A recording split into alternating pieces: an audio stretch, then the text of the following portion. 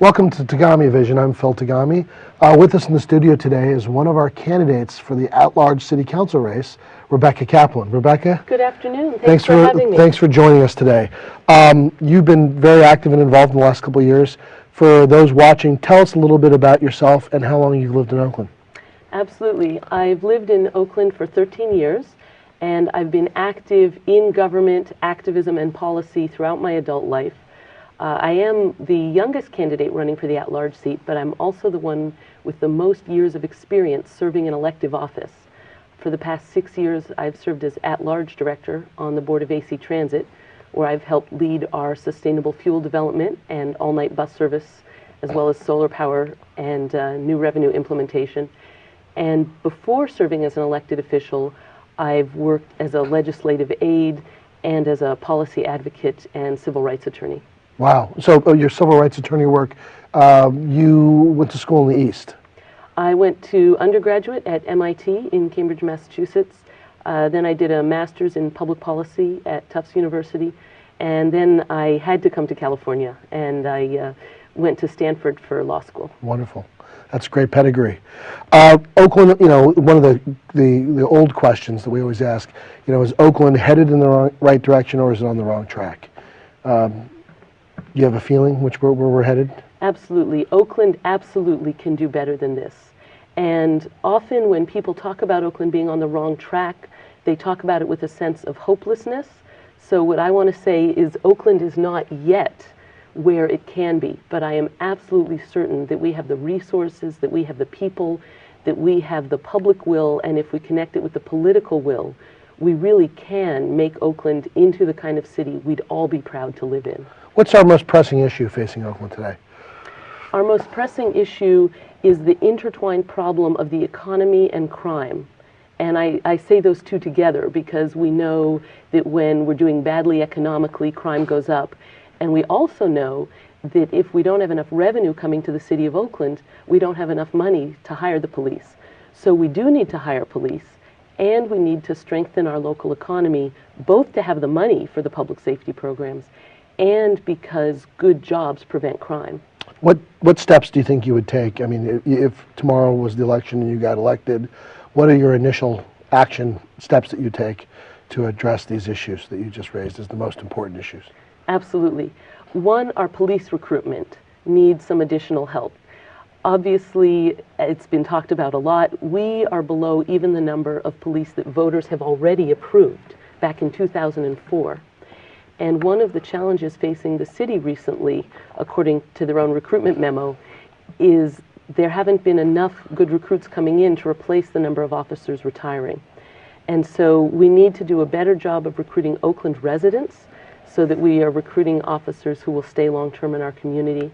And I also have a new suggestion that I haven't heard from anybody else, which is the recruiting memo says people with military experience succeed in the police academy. But they can't find former military because they're not being let out of the military right now. But there are 5,000 people who've been kicked out of the military in the last few years for their sexual orientation under Don't Ask, Don't Tell, who have the training that our own recruiting report says predicts success and who are available for new job opportunities. We could outreach to that community as well as to Oakland residents and recruit a police force that we will be able to retain over the long term. Okay.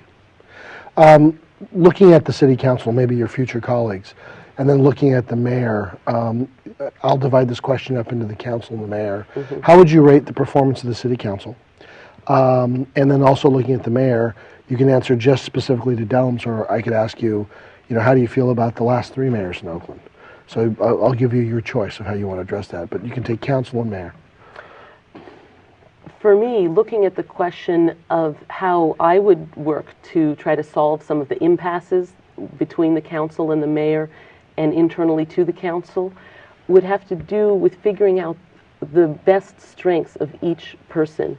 We have a mayor who has the ability to influence national decision leaders, and yet there has not been as strong a connection as there needs to be between that ability and what's going on day to day in Oakland. And so by strengthening the connection between the policymaking on the council and the skills that the mayor has, we could be doing a lot better for ourselves as a city. For example, coming up to an agreement about a public safety package we want to lobby for, and using Mayor Delm's connections in Washington, D.C., for example, to benefit Oakland by having us all pulling in the same direction. And then how would you rate the city council? Well, obviously, it's 8 different people, so Sure. I hesitate to treat them as one person. And when serving on the council, I won't treat them just as categories. I will treat each situation as it arises. So, for example, right now in Oakland, there's a major grassroots coalition forming to clean up the port. And that is crossing all ideological lines. And it has labor, environmentalists, faith leaders. That's something I will work to implement. And when you look at the support for that, it's not by one category, and it's not council versus the mayor. Right. Talk to me a little bit about your registration. Democrat, Republican, Independent, Green, declined to state. Where do you sit in that I'm a array? registered Democrat now, and I had previously been registered Green. And I imagine that's maybe your question. It's part of the question, and then as we look at that, if we say Obama, Clinton, McCain, do you have a pick? Yes, I support Barack Obama for president. And has that been your feeling from the onset of the election? There was a point where I was torn between him and someone else, and the someone else dropped out of the race. Okay. And So you're out of all the people we've interviewed, which is interesting, we've had a very large percentage of Clinton supporters who became Barack Obama supporters, or Clinton supporters who may become Barack Obama supporters. And it's refreshing you're the first candidate to have other candidate. And do you mind sharing with us who that is? John Edwards. John Edwards. So from the beginning, I liked both John Edwards and Barack Obama. And then when John Edwards dropped out, then that decision was made easy Freed for you. me. There it is. And in fact, the Obama rallies and events were part of what influenced my feelings about the Democratic Party. When I registered as a Green, most of the young, up-and-coming political activists I knew were Greens. And something dramatic has happened this year. There is a moment of openness and opportunity in the Democratic Party that really made it feel open to me. And I know there's other people who feel that way as well. Very enlightening. Recently, there's been some news stories about salaries in San Francisco and Vallejo, San Jose, and Oakland. And there are those who say that there's employees are being overpaid or it's not being managed properly. Do you have insight or opinions on this?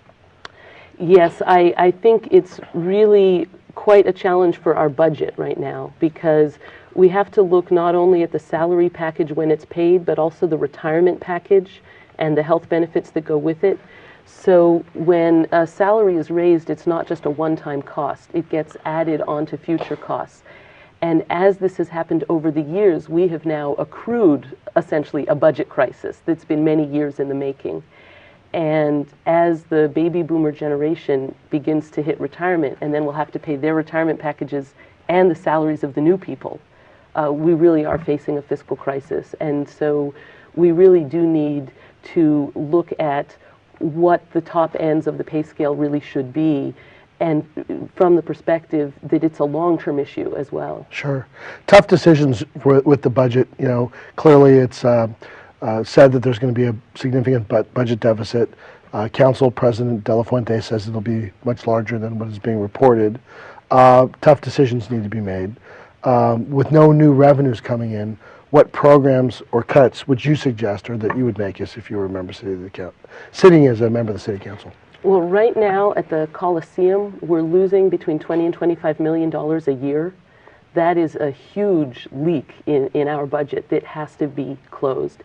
And as I've talked to folks who are actively involved with the Coliseum oversight, what they've shared with me is that it's not impossible to have programming that makes money. In fact, the soccer games always make money, the concerts typically make money. And so if we look at resources like the Coliseum from that perspective, we could close that $25 million a year gap just from our internal choices, separate from what Sacramento does. And that's a huge piece of what's missing from our budget. In addition, we have what they call leakage of sales tax revenue from Oakland.